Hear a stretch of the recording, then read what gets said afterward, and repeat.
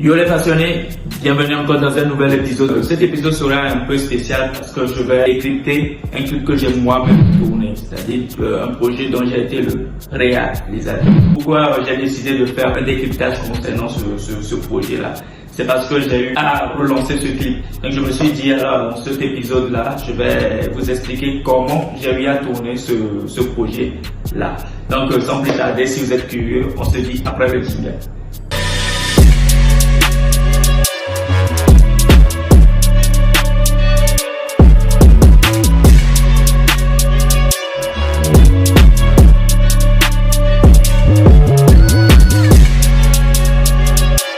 Je vous explique un peu le topo. Donc voilà, sans doute vous le voyez à l'écran ici. Voilà le clip qui est en train de passer. Je vais bien sûr mettre aussi le lien en description. Donc l'idée c'était de partir avec l'artiste Steph P et l'artiste Ronnie. C'est deux artistes qui ont posé sur ce projet-là. Et le beat a été joué par JD Beats, bien sûr. Donc du coup, l'équipe était partie en flips, comme vous le connaissez. Nous sommes partis voir JD Beats pour l'expliquer le projet. Comme on voulait vraiment un projet pour le 11 mai. Donc du coup, on voulait un beat qui allait avec bien sûr l'univers. Parce que dans ce clip, comme le titre le dit, la Bible de la vie, donc dans ce titre, en fait, dans ce son, les artistes tels que Steph P et Oni auront posé sur ce thème-là. Le thème était lancé en fait. Donc j'ai contacté Oni et j'ai contacté aussi Steph P, les deux artistes. Donc j'ai donné le thème et c'était chaud, grave, chaud pour ce projet-là. Donc comme je viens de le dire, nous avons, l'équipe et moi, nous avons eu à contacter JD Beats. Nous sommes allés chez lui en studio et nous avons essayé aussi à échanger avec lui. Donc lui aussi, il a adhéré un peu le concept et très rapidement, il a joué le beat. Donc on l'a envoyé directement à nos artistes tels que, bien sûr, Steph P et Ronnie, qui ont aussi très rapidement gratté un texte là-dessus. On s'est retrouvés au studio. Ils ont posé très rapidement, l'ambiance était bien et tout ça. Ensuite, on s'est fixé la date du tournage. Donc, du coup, comment ça a été? Déjà au début, l'idée c'était que l'artiste Steph P et Ronnie, ensemble, chez eux, chillaient, se mettaient bien. Et après ça, Steph P rentrait un peu dans les frappes, c'est-à-dire un peu dans les bras, où il faisait un rêve. Donc, dans le rêve, il rencontrait un Rasta Digest, qui est bien sûr Bertrand, que vous allez voir à l'écran tout à l'heure. Voilà, Bertrand, Rasta Digest. Donc dans ce rêve, il rencontre Rasta Digest qui le remet une Bible. Parce qu'il faut comprendre que Steph P et Ronnie sont des jeunes qui réfléchissaient à comment faire pour se sortir de la haine, tout ça, mais tout en étant dans le monde de la weed et tout ce qui va avec. Donc Rasta Digest a remis une Bible. Dans cette Bible, ça contenait tous les astuces ou tous les techniques qu'il fallait mettre en place pour pouvoir pour pouvoir fabriquer des bonnes huiles telles que la Vénétia, le couche, tout ce que vous connaissez en fait. Donc c'était ça un peu. Donc l'idée c'est que au réveil de cette fille, quand il va se retrouver, il va croire qu'il était en train de faire un rêve.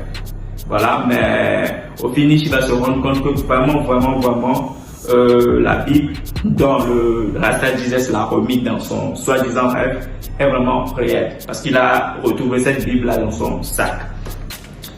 Et vu qu'il s'est souvenu, très rapidement il est parti voir son poteau Ronnie pour le parler, pour lui dire que voilà, après quand ils étaient dans les phares, tout ce qui s'est passé, donc il a eu à faire un rêve où il a rencontré un Rasta Digest qui l'a remis une Bible et la Bible contenait toutes les astuces et les techniques qui pouvaient leur permettre de fabriquer de la bonne huile telle qu'Amnésia et couche, tout ce qui va avec pour pouvoir, vous voyez, pour pouvoir se faire un peu du cash. Voilà, c'était un peu ça l'univers. Donc ensuite, après cette scène-là, nous nous sommes dit alors maintenant pourquoi pas tourner dans un cadre fermé. Donc on est parti voir un poteau, un tatoueur qui avait un très bon local, il s'appelle Tattoo Fresh. Peut-être que vous allez le voir à l'écran. Voilà, on est parti le voir, on a discuté avec lui, il était aussi grave chaud. Et voilà, on a sollicité son local. Donc là maintenant on a tourné. Donc le jour du tournage, le 7, bien sûr, on était bien ensemble dans le local où il y avait l'artiste Steph P qui était présent. Ronnie et Rasta 16 Bertrand et d'autres, et l'équipe en fait.